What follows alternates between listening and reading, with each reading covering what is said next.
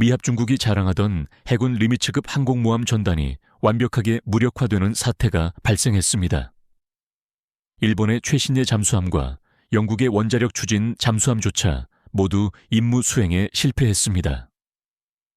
이에 핵무기도 보유하지 않은 대한민국이 작전에 참여한다는 소식에 전 세계는 의구심과 냉소를 표했습니다. 그러나 불과 48시간 만에 미 국방부 펜타곤은 경악을 금치 못했습니다.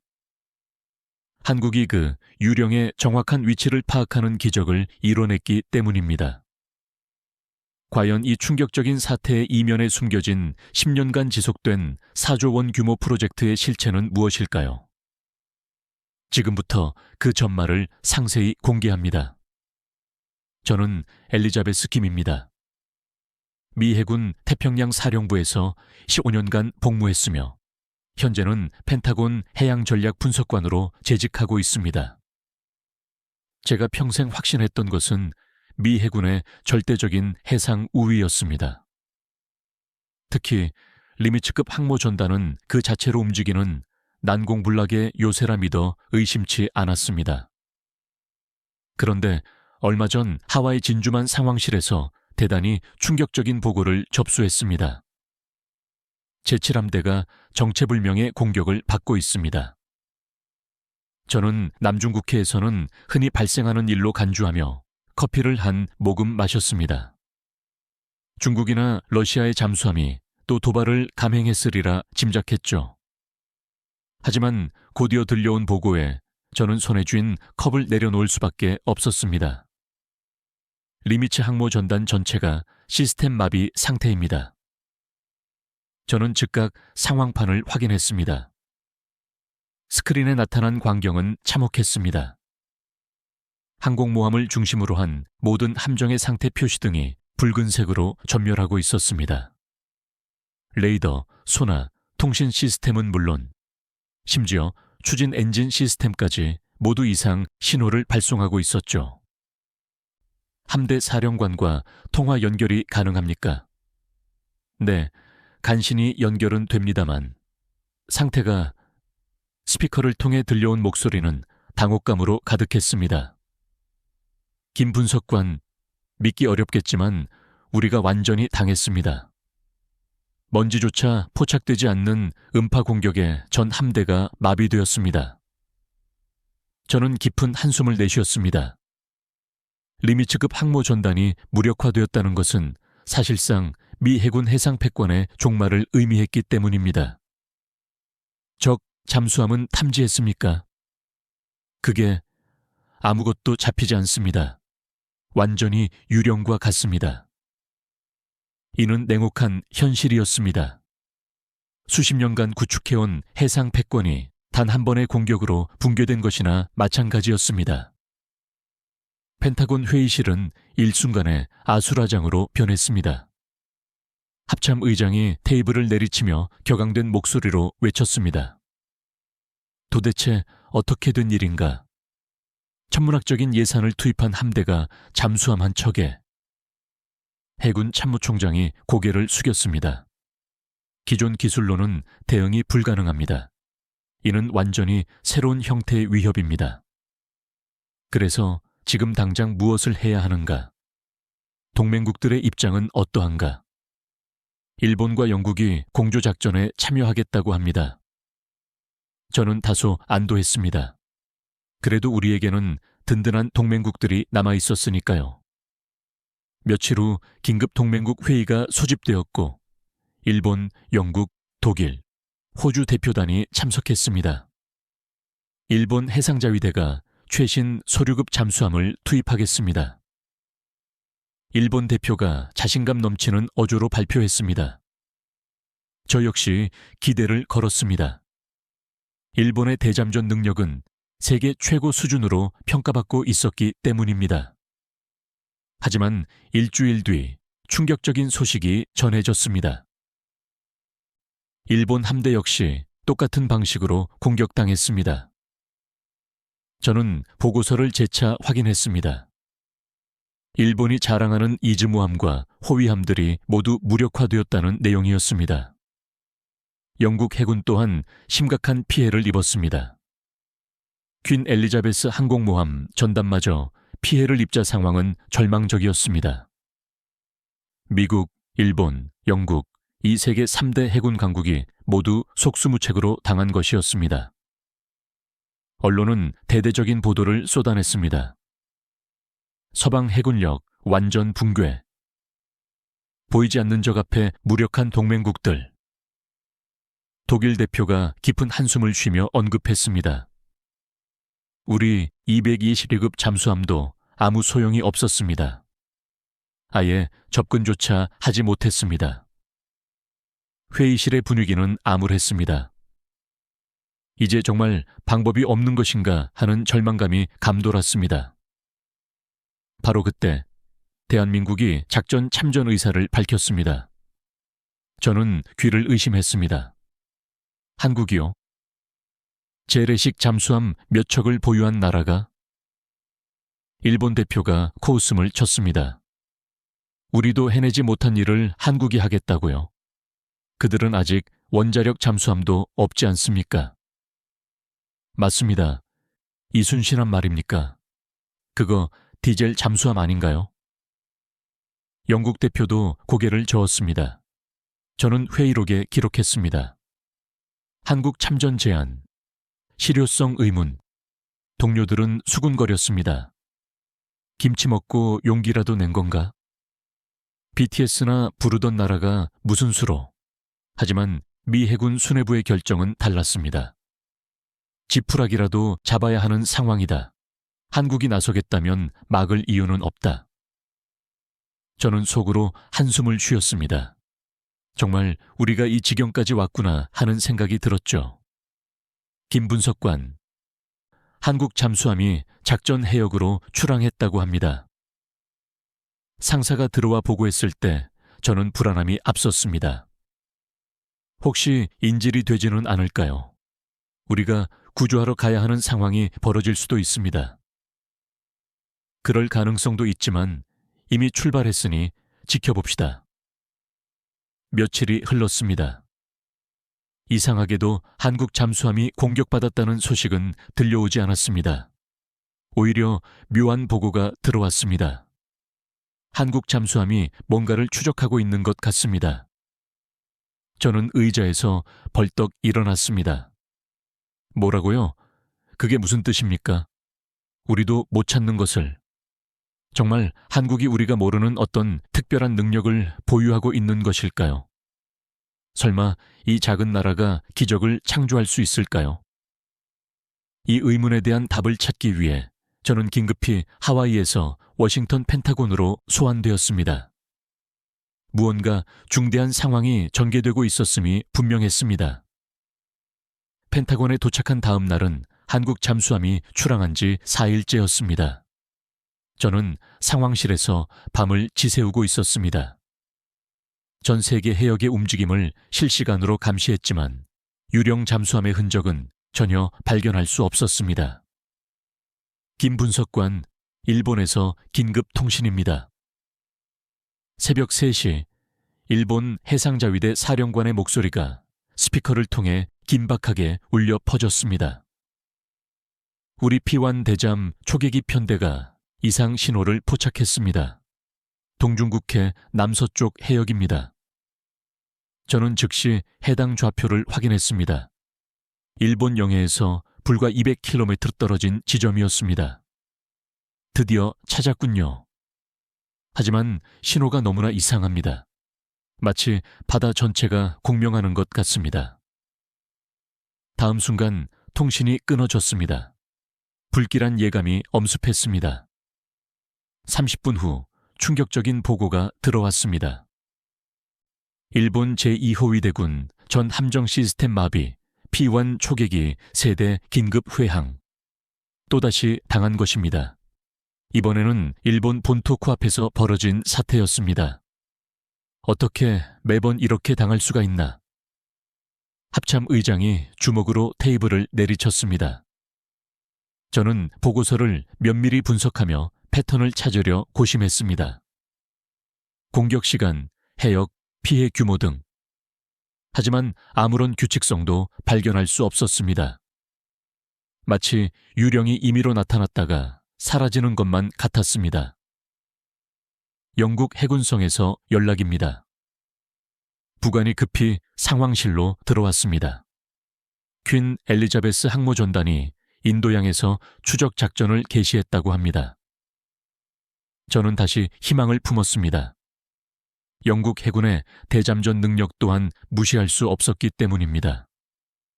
특히 최신의 S2특급 원자력 잠수함이 함께한다면. 하지만 6시간 후 들려온 소식은 절망 그 자체였습니다.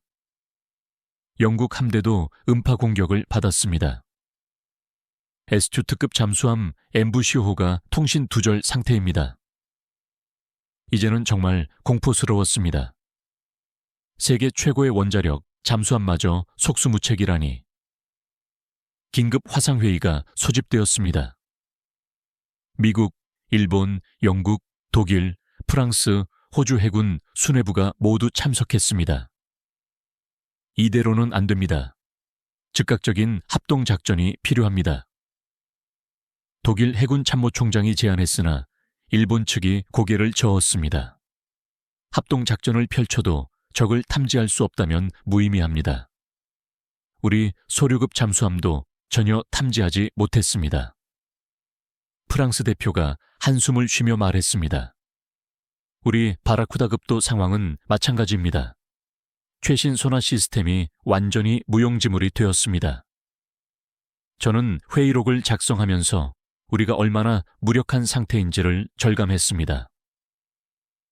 혹시 이것이 중국이나 러시아의 신무기는 아닐까요? 누군가 조심스럽게 질문했지만 미 정보국 관계자가 고개를 저었습니다. 그들 역시 피해를 입었습니다. 비공식적으로 확인된 사실입니다. 그때 호주 대표가 입을 열었습니다. 그런데 이상한 점이 있습니다. 한국 잠수함은 아직까지 무사하다고 합니다.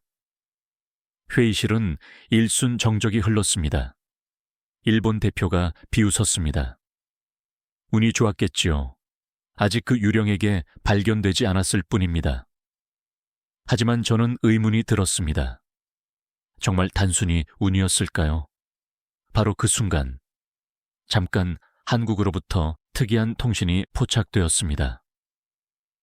통신 장교가 급히 보고했습니다. 이순신함이 뭔가를 발견했다고 합니다.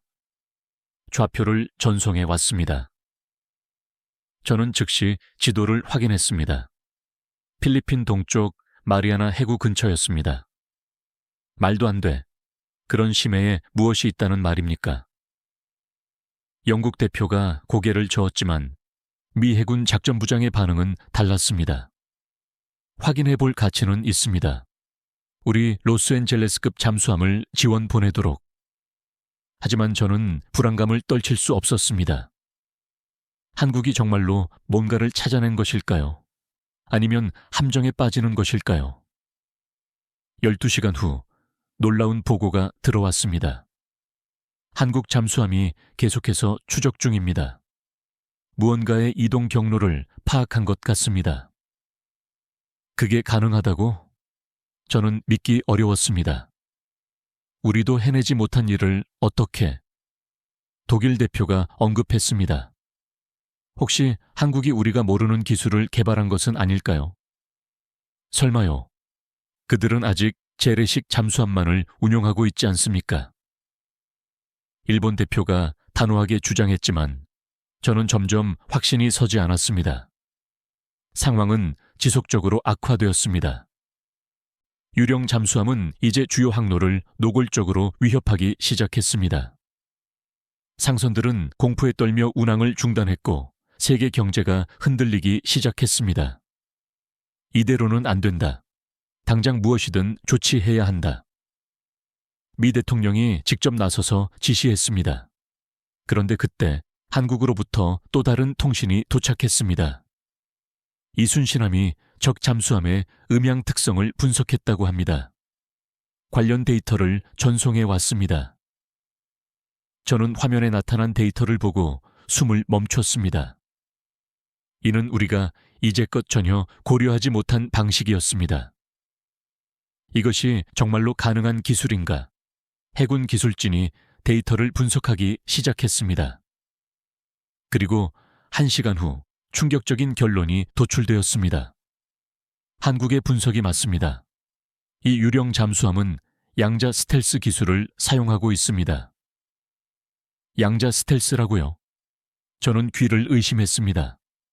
그 기술은 아직 이론상으로만 존재하는 것인데, 그렇다면 한국은 어떻게 그것을 추적하고 있는 것인가? 아무도 쉽게 대답하지 못했습니다. 하지만 한 가지 사실만은 명확했습니다. 우리가 한국의 역량을 완전히 오판하고 있었다는 것입니다. 펜타곤은 즉시 한국과의 공조를 결정했습니다. 자존심을 따질 상황이 아니었습니다. 한국 해군과 직통 라인을 연결하여 그들이 알고 있는 정보를 들어봐야 한다. 하지만 한국의 대답은 의외였습니다. 단독 작전을 지속하겠습니다. 성공하게 되면 데이터를 공유하겠습니다. 저는 당황했습니다. 도대체 한국은 무엇을 믿고 이러한 독자적인 행동을 하는 것일까요? 회의실은 다시 술렁였습니다. 거만하군. 우리의 도움 없이 무엇을 할 수 있단 말인가? 일본 대표는 불쾌함을 드러냈지만 저는 다르게 생각했습니다. 한국이 정말로 우리가 모르는 비장의 무언가를 가지고 있는 것이 아닐까? 그날 밤 저는 잠을 이룰 수 없었습니다.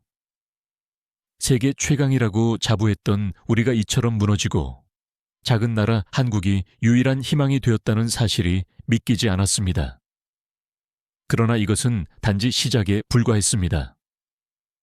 진짜 충격적인 사건은 이제부터 전개될 것이었으니까요.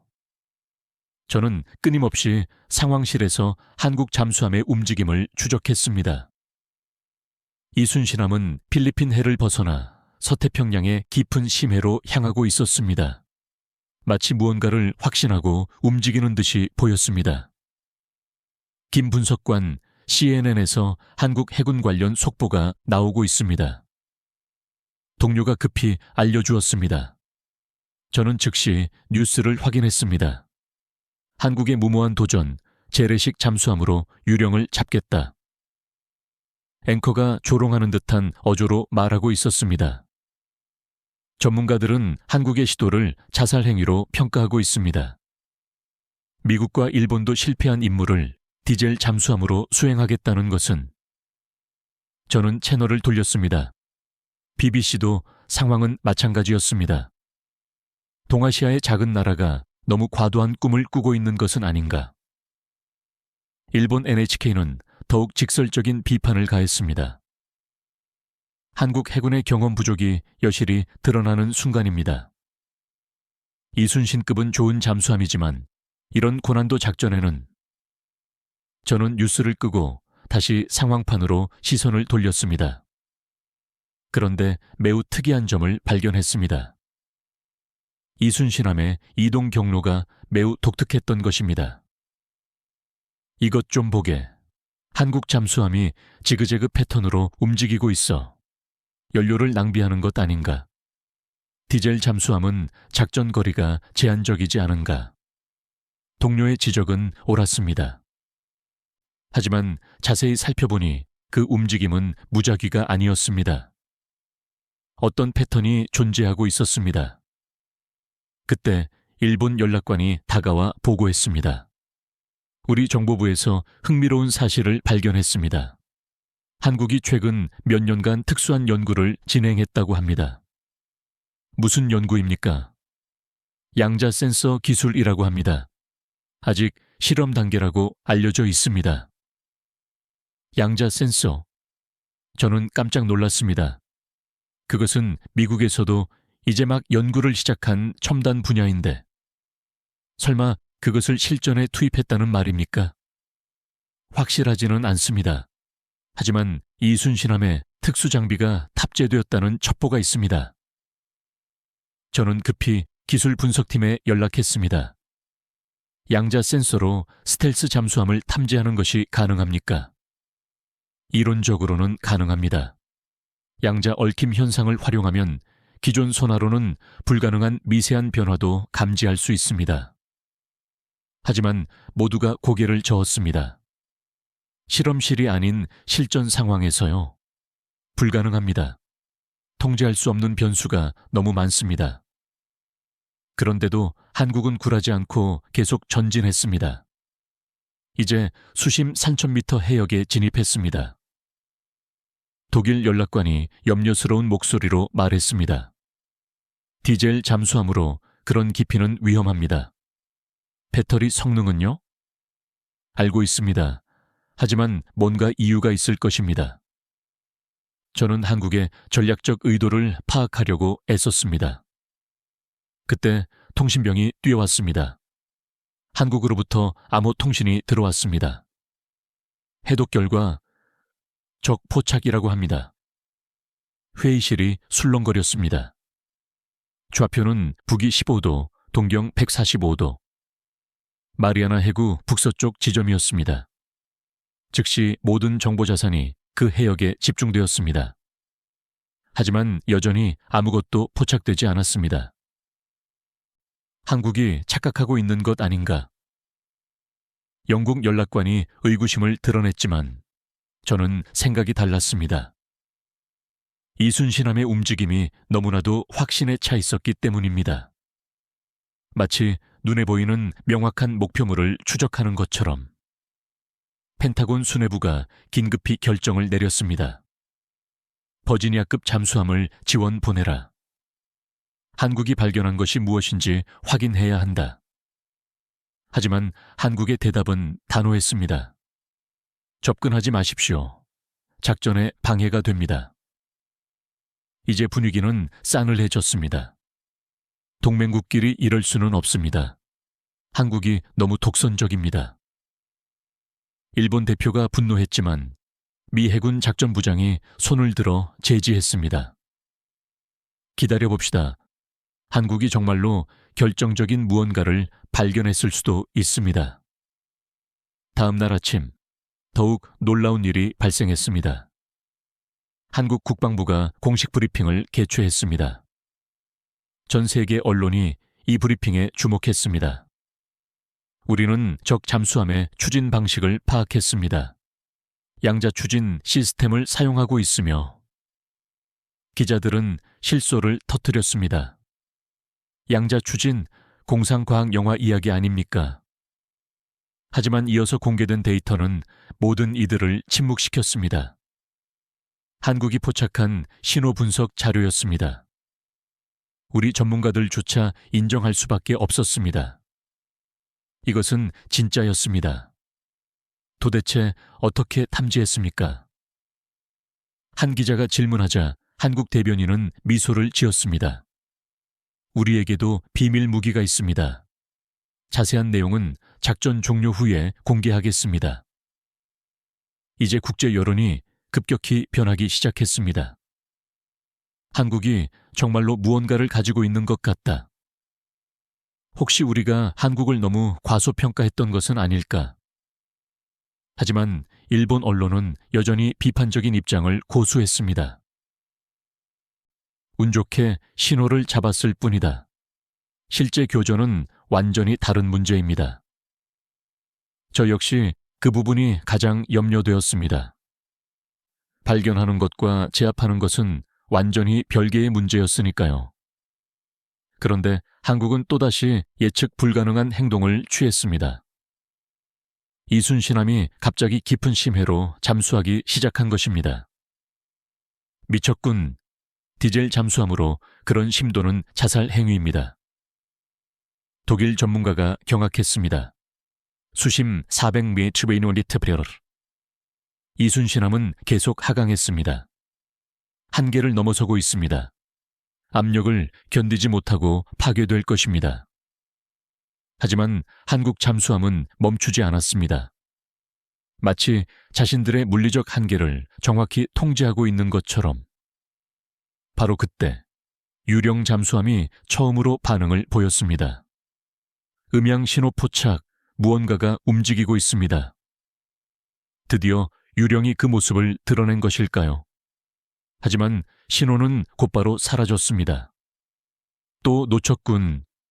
모두가 실망하는 순간 한국에서 통신이 도착했습니다. 현재 북쪽으로 도주 중 추적을 계속합니다. 저는 깨달았습니다. 한국이 일부러 유령 잠수함을 자극하여 움직이도록 유도한 것이었습니다. 영리하군. 가만히 있으면 절대 찾을 수 없으니 움직이게 만든 것이다. 미 해군 정보부장이 감탄했습니다. 이제 진정한 추격전이 시작되었습니다. 이순신함은 배터리를 효율적으로 관리하며 끈질기게 추격했습니다. 전 세계는 숨을 죽이고 이 상황을 주시했습니다. 과연 작은 나라의 재래식 잠수함이 기적을 만들어낼 수 있을까요? 저는 상황판 앞에서 기도하는 심정이었습니다. 한국이 성공한다면 그것은 단순한 군사작전의 성공을 넘어 새로운 시대의 서막을 의미했기 때문입니다. 그리고 48시간에 걸친 숨막히는 추격전 끝에 마침내 역사적인 순간이 다가오고 있었습니다. 이순신함의 양자 센서가 유령 잠수함을 포착한 지 48시간째. 저는 거의 잠을 자지 못한 채 상황실을 지키고 있었습니다. 이미 커피만 10잔째였습니다. 그때 갑자기 한국으로부터 암호 통신이 들어왔습니다. 양자 센서 완전 가동. 적 잠수함 실시간 추적 중. 저는 의자에서 벌떡 일어났습니다. 양자 센서라니 정말로 그런 기술이 존재했던 것이군요. 기술 분석관이 흥분하여 설명했습니다. 한국이 전송한 데이터를 분석해보니 이건 정말 혁명적입니다. 물 분자의 양자 상태 변화를 감지하여 잠수함의 움직임을 파악하는 방식입니다. 좀 더 쉽게 설명해 주시오. 바다 전체를 거대한 양자 필드로 간주하는 것입니다. 잠수함이 지나가면 그 필드에 미세한 흔적이 남는데 그것을 읽어내는 원리입니다. 놀라움 그 자체였습니다. 우리가 수십 년간 소나 기술에만 의존하고 매달려 있을 때 한국은 완전히 차원이 다른 접근 방식을 택했던 것입니다. 일본 연락관이 믿을 수 없다는 표정으로 물었습니다. 그런 기술이 정말 현실적으로 가능한 것입니까? 엄청난 간섭 현상이 발생할 텐데요. 한국이 특수 알고리즘을 개발한 것으로 추정됩니다. 노이즈를 제거하고 실제 신호만을 추출하는 방식입니다. 하지만 저는 또 다른 걱정이 앞섰습니다. 이제부터가 문제입니다. 찾는 것과 포획하는 것은 다릅니다. 그때 또 통신이 들어왔습니다. 적 잠수함 수심 600m에서 북동쪽으로 이동 중. 속력 35노트. 35노트라니. 그 깊이에서 믿기 어려운 속도였습니다. 이순신함이 따라갈 수 있겠습니까? 디젤 잠수함으로는 불가능합니다. 최대 속력이 20노트 정도입니다. 하지만 한국은 포기하지 않았습니다.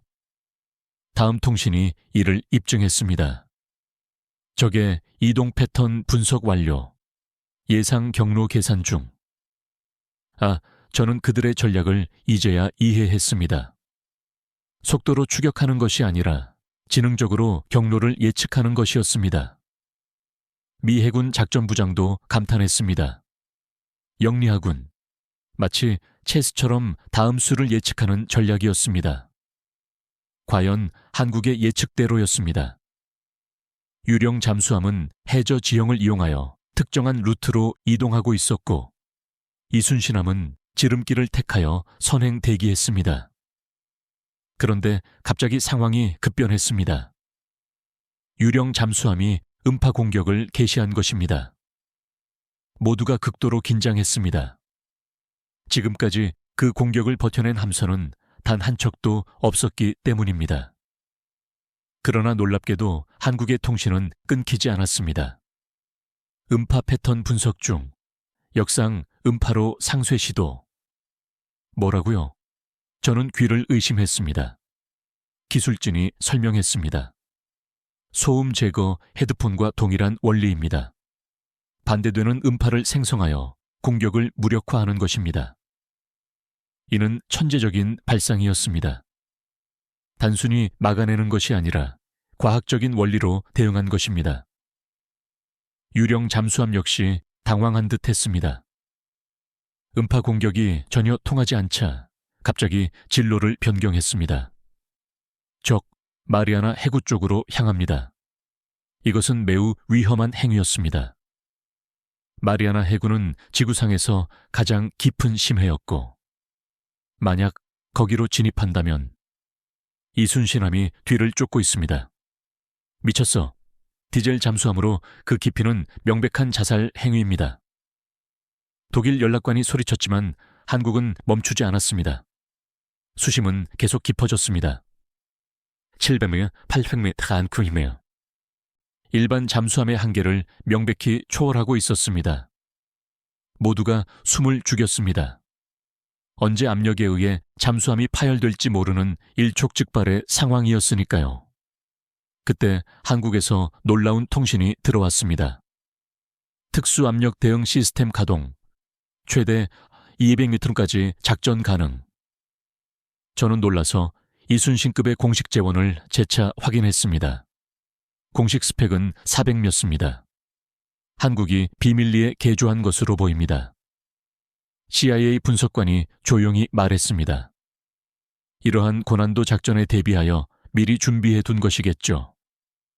정말 치밀한 준비였습니다. 한국은 이 순간을 위해 오래전부터 철저하게 대비해 왔음이 분명했습니다. 추격전은 계속되었습니다.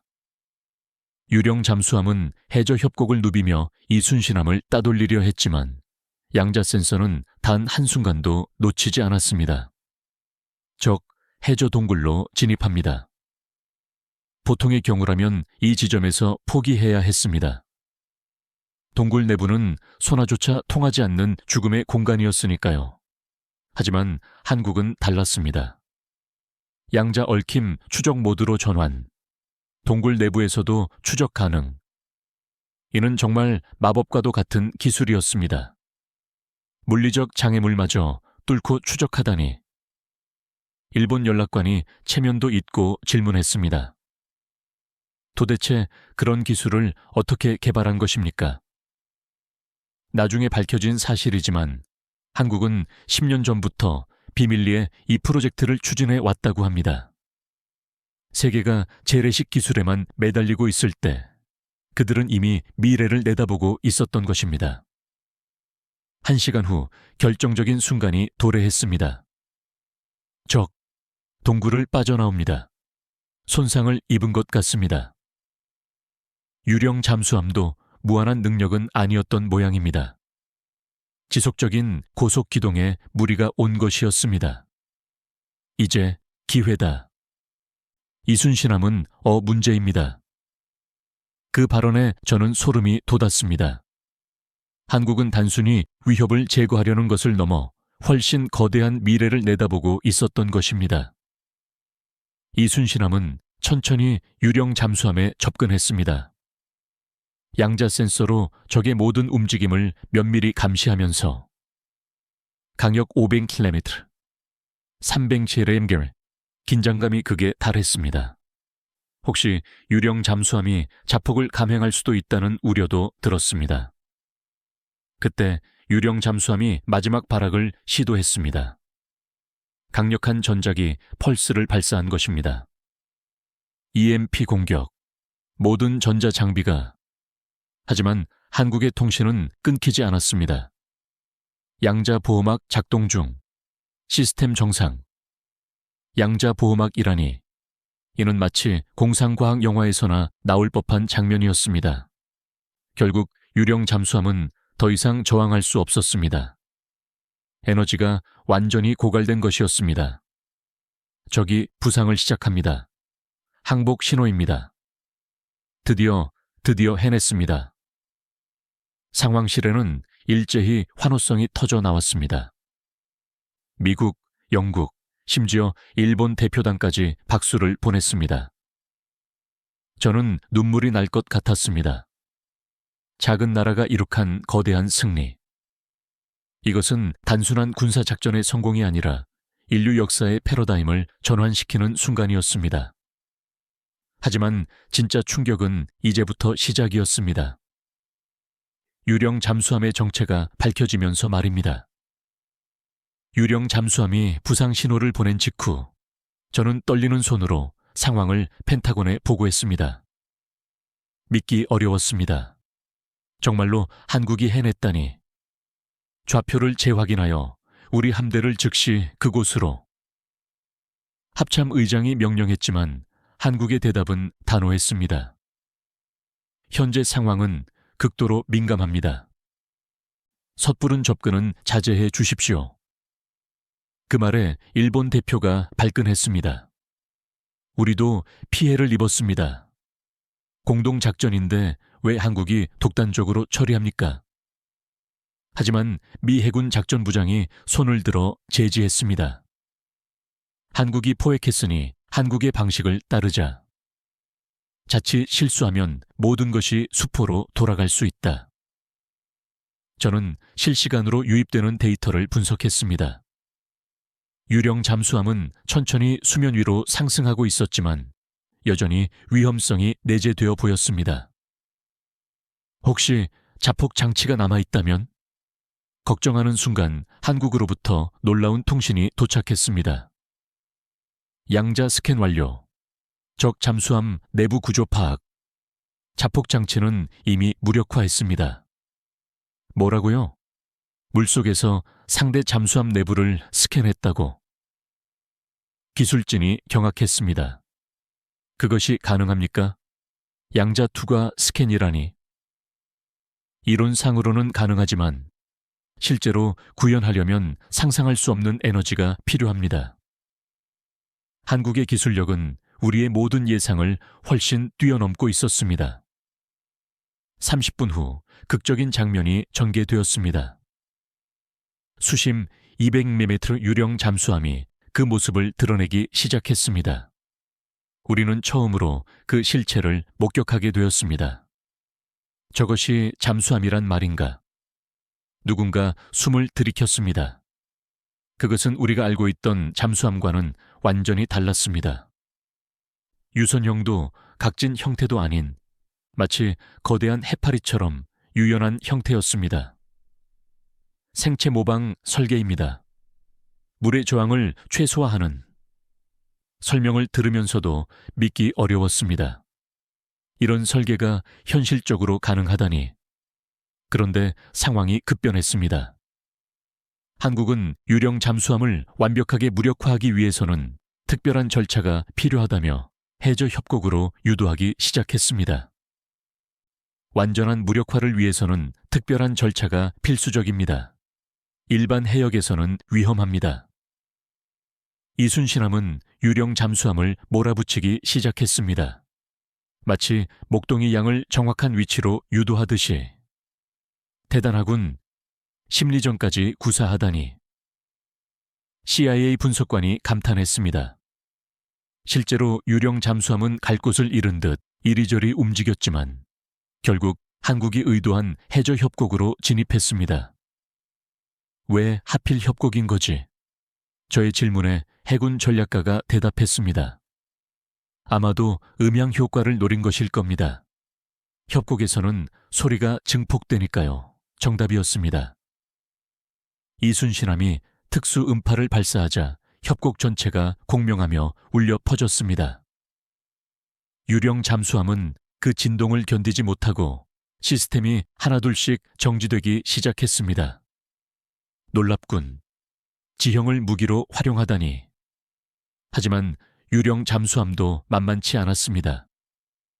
마지막 힘을 짜내 강력한 전작이 펄스를 연속으로 발사했습니다. 위험해. 이순신함이. 걱정하는 순간 믿기 어려운 광경이 펼쳐졌습니다. 이순신함 주변에 푸른빛이 감돌더니 EMP 공격을 모두 흡수해버린 것입니다. 양자 실드, 퀀툼 실드. 정말로 개발했구나.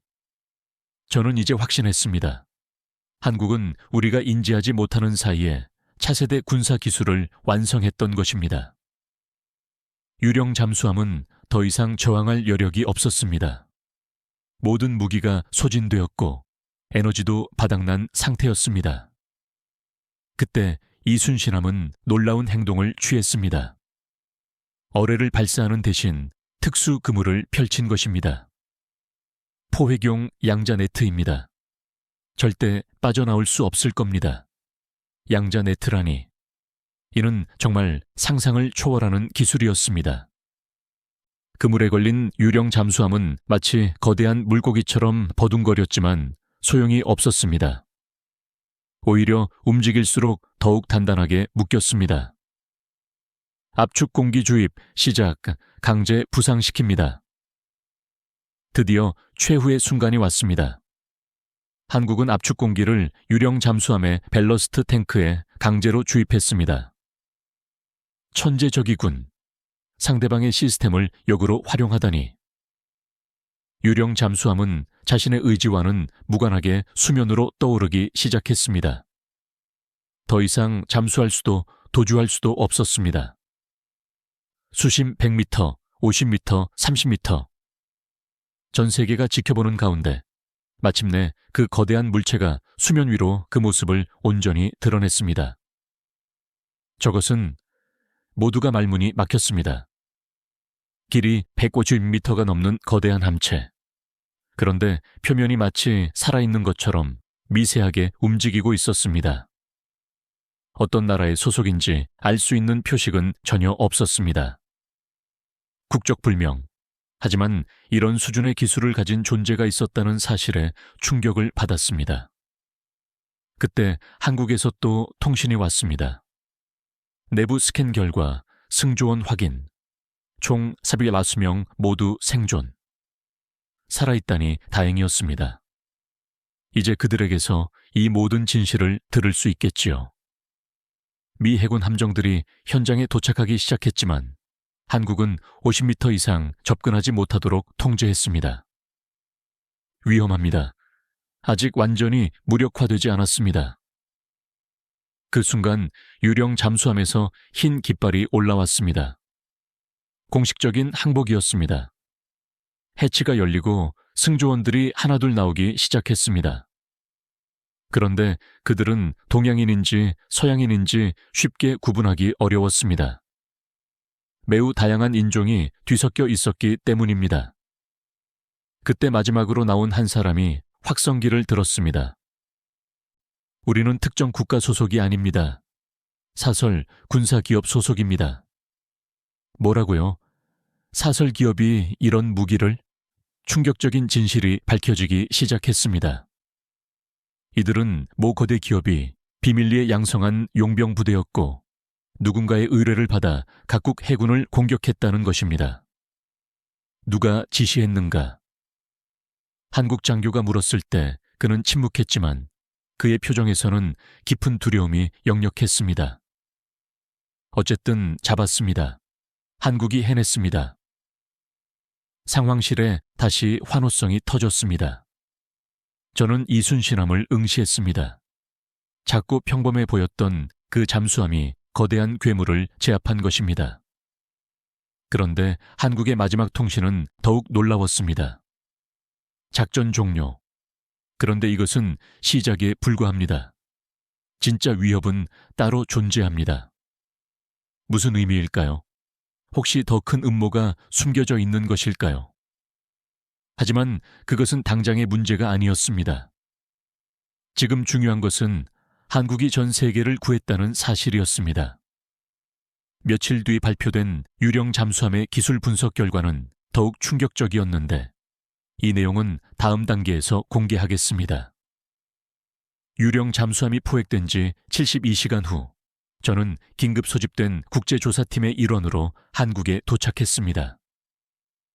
부산 해군기지에 정박된 그 거대한 물체를 직접 보니 경이로움이 더했습니다. 실제로 보니 어떻습니까? 한국 해군 대령이 질문했을 때 저는 말을 잇지 못했습니다. 믿기지 않습니다. 이것이 정말 인류가 창조한 것이라니. 햇빛 아래서 유령 잠수함은 마치 거대한 고래와 같은 모습이었습니다. 표면은 특수한 나노 코팅으로 덮여 있어 빛을 흡수하고 있었죠. 조사팀이 내부로 진입했을 때 우리는 또 한 번 놀라움을 금치 못했습니다. 여기는 완전히 다른 세계입니다. 기존 잠수함과는 그 구조 자체가 달랐습니다. 벽면에는 유기 발광 패널이 가득했고 중앙 통제실은 마치 SF 영화의 세트장 같았습니다. 양자 컴퓨터입니다. 한국 기술진이 설명했습니다. 이 정도 규모의 양자 컴퓨터는 구글이나 IBM조차 아직 도달하지 못한 수준입니다. 그래서 우리의 모든 방어 시스템을 뚫을 수 있었군요. 이제야 많은 미스터리가 해소되었습니다. 양자 컴퓨터를 활용하여 실시간으로 암호를 해독하고 우리의 모든 전략적 움직임을 예측했던 것입니다. 그런데 더욱 충격적인 것은 추진 시스템이었습니다. 자기 유체 추진 방식, 이론으로만 존재하던 기술인데 독일 전문가가 경악했습니다. 바닷물을 자기장으로 가속시켜 추진력을 얻는 방식입니다. 그래서 아무런 소리도 나지 않았던 것입니다. 일본 기술진조차 인정할 수밖에 없었습니다. 우리보다 최소 20년은 앞선 기술입니다. 그때 신문실에서 연락이 왔습니다. 포로로 잡힌 승조원들이 진술을 시작했다고 합니다. 들어보시겠습니까? 한국 정보 장교가 물었고 우리는 모니터 앞에 모였습니다.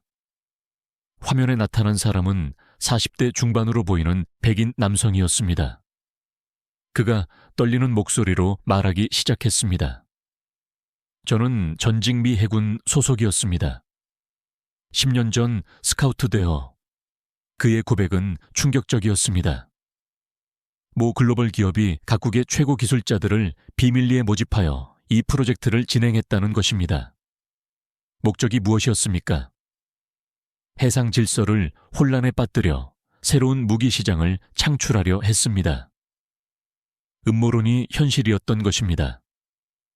공포심을 조성하여 각국이 새로운 무기를 구매하도록 유도하려던 계획. 하지만 한국의 기술력은 예상하지 못했습니다. 양자 센서라니 우리도 그런 기술이 존재한다는 것을 알지 못했습니다. 저는 한국 장교를 돌아보았습니다. 그가 미소 지으며 말했습니다. 우리도 숨겨야 할 때를 알고 있었죠. 진정한 실력은 위기의 순간에 보여주는 것입니다. 신문이 계속되면서 더 많은 진실이 드러났습니다. 유령 잠수함은 총 3척이 건조되었으며 이들은 각자 독립적으로 운영되고 있었다는 것입니다. 혹시 더 존재할 가능성은 있습니다. 하지만 이 3척이 실전에 배치된 전부라고 확신합니다. 상황은 여전히 심각했습니다. 위협이 완전히 종식되지 않았던 것입니다. 그때 한국 측 대표단이 들어왔습니다. 여러분, 한국이 제안하고 싶은 바가 있습니다. 모두가 주목했습니다. 우리의 양자 센서 기술을 공유하겠습니다. 대신 강력한 국제 공조 체제를 구축해야 합니다. 회의실이 술렁거렸습니다. 특히 일본 대표가 놀란 표정이었습니다. 정말로요? 그런 핵심 기술을? 위협은 혼자서는 막을 수 없습니다. 함께 협력해야 합니다. 미국 대표가 가장 먼저 손을 내밀었습니다. 감사합니다. 미국도 우리의 모든 정보망을 완전 개방하겠습니다. 영국, 독일, 호주도 이에 동참했습니다. 심지어 일본도 마지못해 고개를 끄덕였습니다. 하지만 궁금한 점이 있습니다.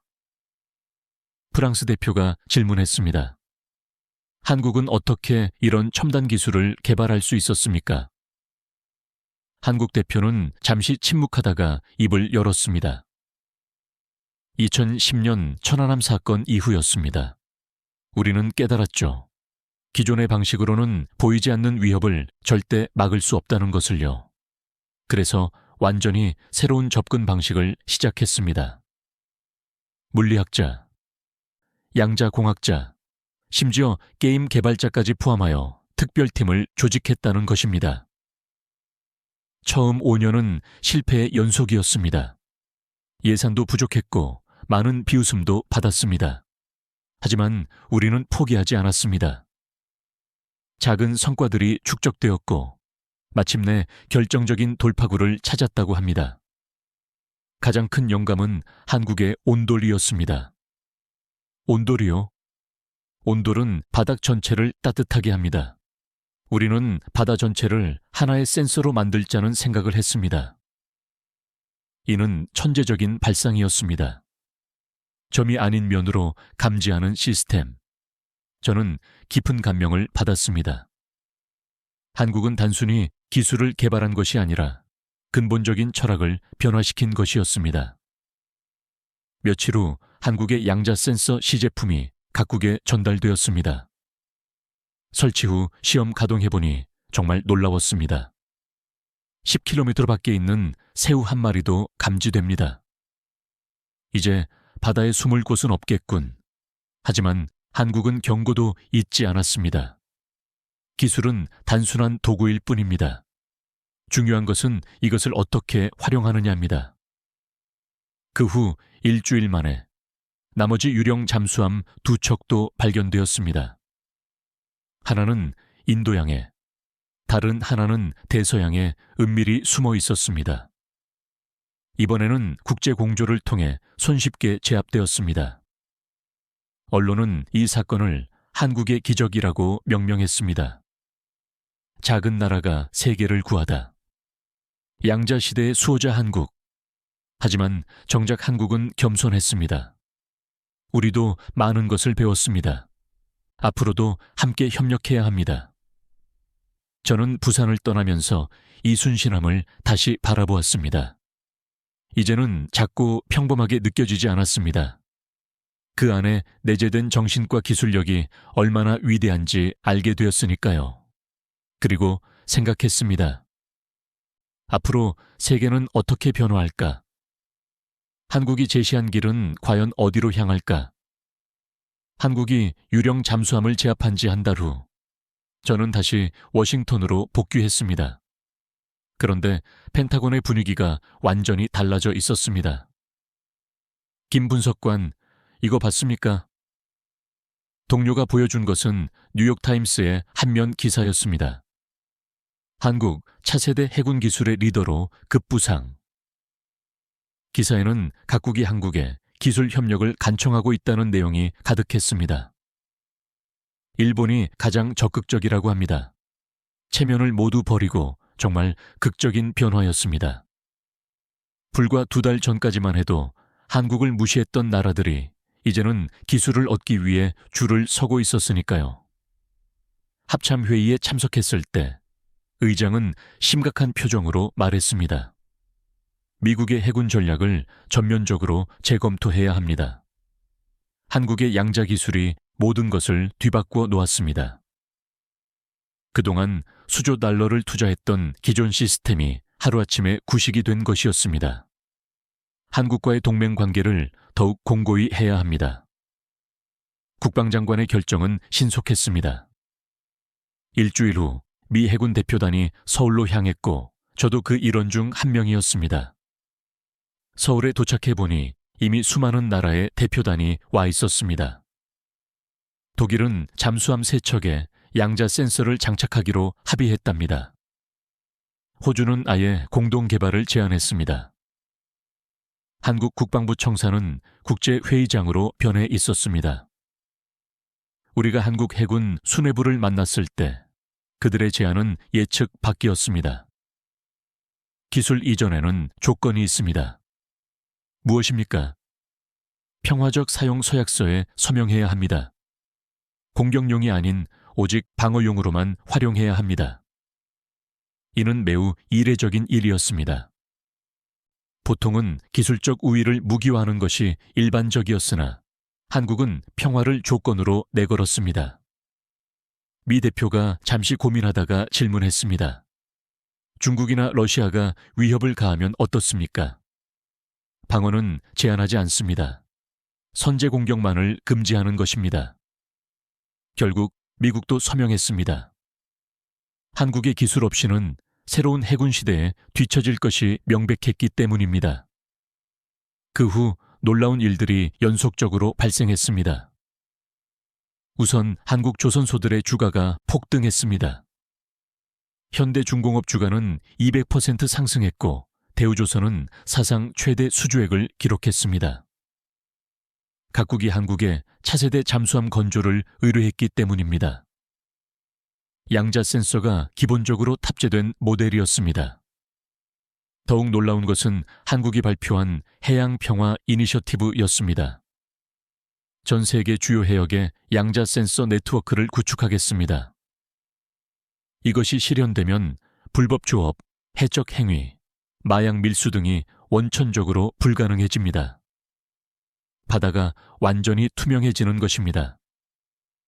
유엔 안전보장이사회는 만장일치로 이를 승인했습니다. 한국이 주도하는 것이 타당합니다. 그들이 기술을 보유했으니까요. 일본의 태도 변화가 가장 극적이었습니다. 한일 해군 기술 교류 협정 체결. 이는 역사적인 순간이었습니다.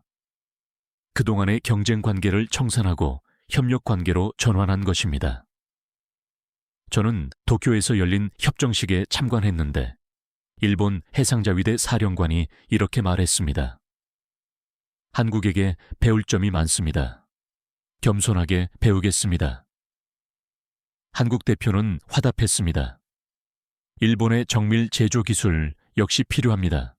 함께 발전해 나갑시다. 이는 진정한 상생 윈윈 전략이었습니다. 한국의 혁신적인 기술과 일본의 뛰어난 제조 기술이 결합하니 시너지가 엄청났습니다. 석 달 후 첫 번째 한일 공동개발 잠수함이 진수되었습니다. 동해급이라고 명명되었죠. 성능은 상상을 초월했습니다. 자망 깊이 2000m, 수중 속력 45노트, 양자 스텔스 기능까지 갖추었습니다. 이제 미국도 가만히 있을 수 없었습니다. 국방부는 한국과 퀀텀C, 퀀툼C 프로젝트를 시작했습니다. 향후 10년간 500억 달러를 투자하는 한미 공동개발 프로젝트였습니다. 저는 이 프로젝트의 연락관 임무를 맡아 한국과 미국을 오가며 기술 교류를 담당했습니다. 한국 연구소를 방문할 때마다 저는 감탄했습니다. 젊은 과학자들의 열정이 정말 대단했습니다. 이것이 3세대 양자 센서 프로토타입입니다. 20대 후반의 여성 연구원이 설명했습니다. 감지거리가 기존보다 10배 증가했습니다. 대기권 밖 위성까지 추적 가능합니다. 믿기지 않았지만 시연을 보니 사실이었습니다. 경제적 파급 효과 또한 막대했습니다. 삼성과 LG가 민간용 양자 센서 개발에 착수했고 현대차는 자율주행차에 양자 센서를 적용하는 것을 검토했습니다. 군사기술이 민간 분야로 확산되면서 새로운 산업혁명이 시작된 것입니다. 국제정치 판도도 변화했습니다. 한국은 G7 정상회의 특별 초청국이 되었고 유엔 안전보장이사회 상임이사국 진출이 논의되었습니다. 작은 나라가 기술력 하나로 강대국의 반열에 오른 것이었습니다. 하지만 한국은 여전히 신중함을 잃지 않았습니다. 힘에는 반드시 책임이 따릅니다. 우리는 평화를 위해 이 기술을 사용할 것입니다. 실제로 한국은 약속을 이행했습니다. 양자 센서로 불법 어업을 효과적으로 막아 개발도상국 어민들을 보호했고 난민선을 조기에 발견하여 수많은 생명을 구조했습니다. 가장 인상적인 것은 투명한 바다 프로젝트였습니다. 전 세계 시민이 바다 정보를 실시간으로 볼 수 있게 하겠습니다. 해양 오염, 불법 투기, 생태계 파괴가 실시간으로 감시되는 시스템이었습니다. 일부 기업들은 반발했지만 여론은 한국을 강력하게 지지했습니다.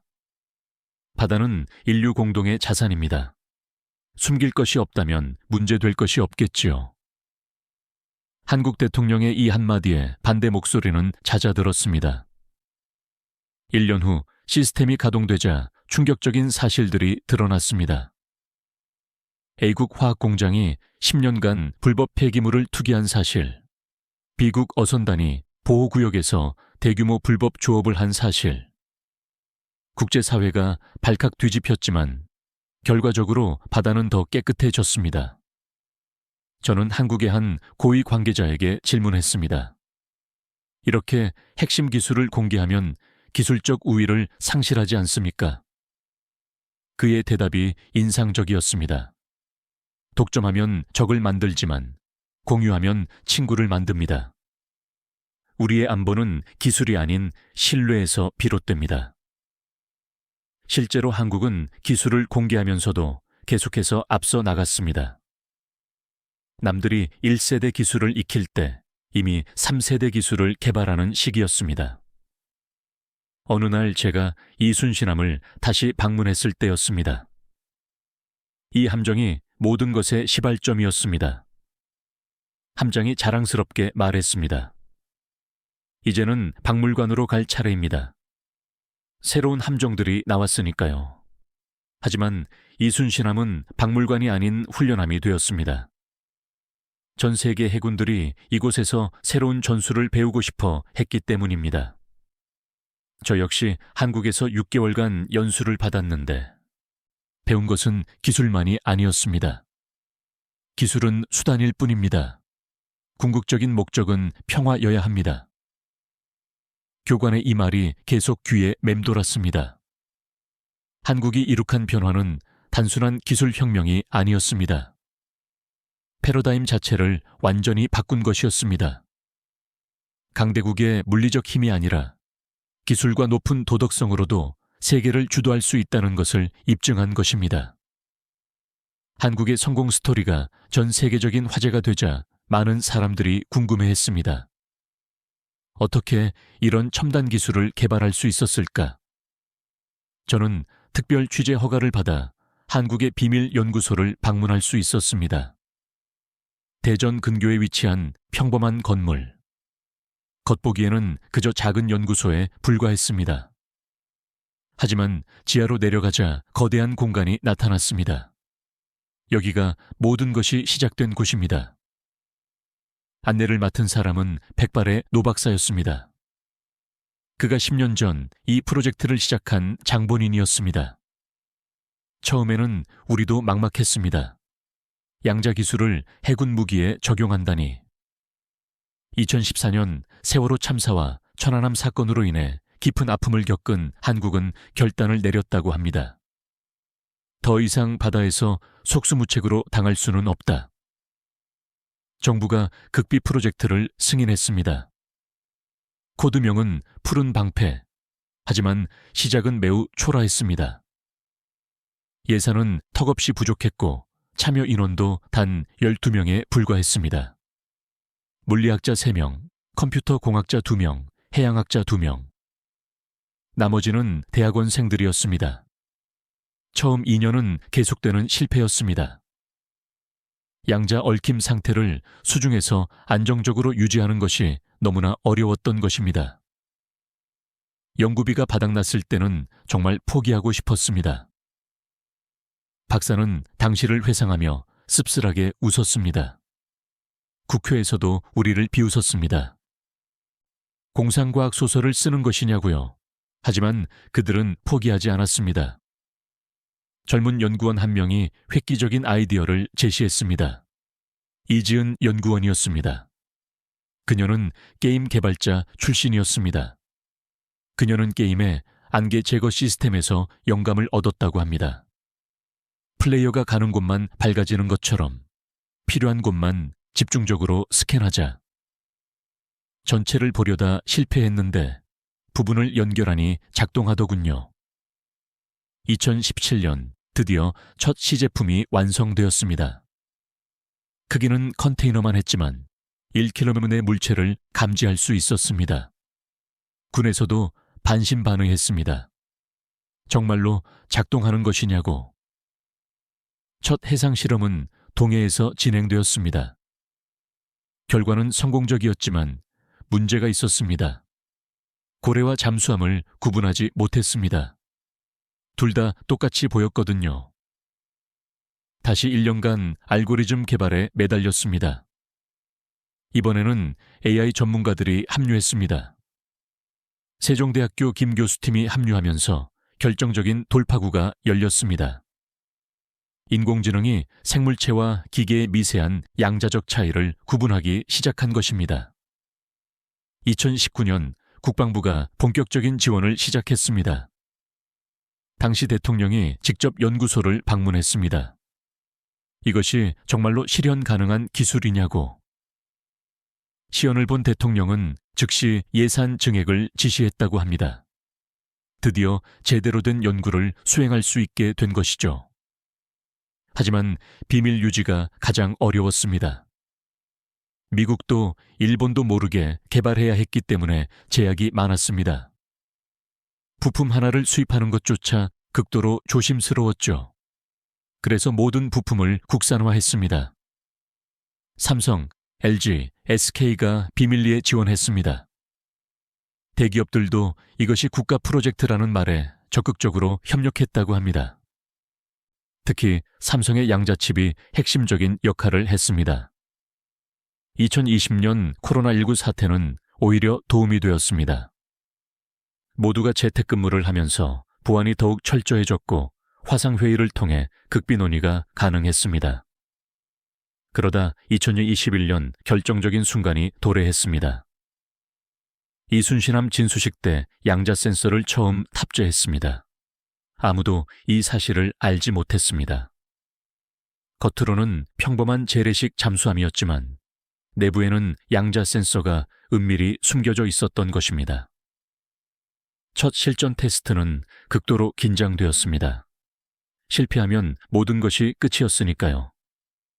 하지만 성공했고 데이터가 축적되면서 시스템은 더욱 정교해졌습니다. 박사는 연구실 한쪽 벽을 가리켰습니다. 그곳에는 사진들이 걸려 있었습니다. 이분들이야말로 진정한 영웅들입니다. 젊은 연구원들의 얼굴이었습니다. 10년간 묵묵히 헌신한 사람들. 낮은 급여와 밤샘 근무에도 그들은 불평 없이 임무를 수행했습니다. 나라를 지킨다는 자부심 때문이었습니다. 그 중에는 안타까운 사연도 있었습니다. 이 친구는 암으로 세상을 떠났습니다. 성공을 보지 못하고 박사의 눈가가 붉어졌습니다. 마지막까지 연구실에 나와 꼭 완성하고 싶다고 말했습니다. 그러한 희생과 헌신이 있었기에 가능했던 결과였습니다. 우리가 특별해서가 아닙니다. 다만 절실했기 때문입니다. 작은 나라의 간절함이 기적을 창조한 것입니다. 취재를 마치고 나오는데 젊은 연구원들이 여전히 연구에 몰두하고 있었습니다. 지금은 무엇을 개발하고 계십니까? 비밀입니다. 10년 후에 알게 되실 겁니다. 그들의 눈빛은 10년 전과 똑같았습니다. 미래를 내다보는 눈빛. 저는 깨달았습니다. 한국의 진정한 무기는 양자 센서가 아니라 바로 이러한 사람들이라는 것을. 밖으로 나오니 노을이 지고 있었습니다. 평범했던 연구소 건물이 황금빛으로 물들었습니다. 10년간 지속된 비밀 프로젝트. 그 뒤에는 이름 없는 영웅들의 땀과 눈물이 숨겨져 있었던 것입니다. 이제 세계는 알게 되었습니다. 작은 나라도 거대한 꿈을 꿀 수 있다는 것을, 그리고 그 꿈을 현실로 구현할 수 있다는 것을. 유령 잠수함 사건으로부터 2년이 지난 지금, 저는 다시 한국을 방문했습니다. 이번에는 CNN 특별 다큐멘터리 제작을 위해서였습니다.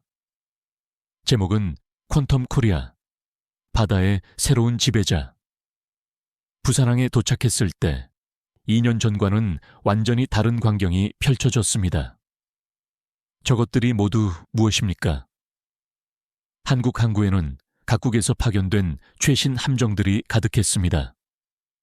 모두 한국의 양자 기술을 배우기 위해 온 것이었습니다. 국제해군 양자기술 연수원입니다. 안내를 맡은 한국 해군 소령이 자랑스럽게 설명했습니다. 매년 호흡계국에서 장교들이 와서 6개월간 교육을 받고 돌아갑니다. 하버드나 옥스퍼드처럼 이제 한국 해군 연수원이 최고의 엘리트 코스가 된 것입니다. 더욱 놀라운 것은 조선소의 상황이었습니다. 현재 건조 중인 함정이 32척입니다. 모두 양자 시스템이 탑재된 모델이죠. 주문한 나라들도 매우 다양했습니다. 노르웨이, 브라질, 인도, 심지어 스위스까지. 스위스는 바다가 없지 않습니까? 호수 경비용이라고 합니다. 그만큼 기술에 대한 신뢰가 높다는 의미죠. 조선업계는 전례 없는 호황을 누렸습니다. 한국조선 3사의 수주액이 역대 최고치를 기록했습니다. 다음 날, 저는 울산의 한 연구소를 방문했습니다. 여기서는 4세대 양자 센서를 개발하고 있습니다.